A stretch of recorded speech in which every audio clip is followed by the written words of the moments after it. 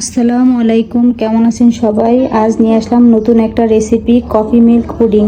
পুডিংটা দেখতে যেরকম অসাধারণ, খেতেও খুব অসাধারণ। তাই চলুন তৈরি করা যাক। প্রথমে একটি পাত্রে আমি নিয়ে নিলাম 2 কাপ পানি। এর মধ্যে দিয়ে দিলাম হাফ কাপ চিনি, 1 চামচ কফি পাউডার, 1 চামচ আগার পাউডার দিয়ে এটাকে ভালো করে নেড়ে চেড়ে তারপর চুলাটা অন করতে হবে। চুলায় দিয়ে আমি এটাকে জাল করে নিলাম 2 থেকে 3 মিনিট। জাল করার পর একটা স্কোয়ার বাটিতে আমি এটা ঢেলে দিলাম। এটাকে রেস্টে রাখতে হবে 20 মিনিটের মতো। তারপর এটাকে আমি কিউব করে কেটে নিলাম। দেখুন যে এটি কি সুন্দর হয়েছে।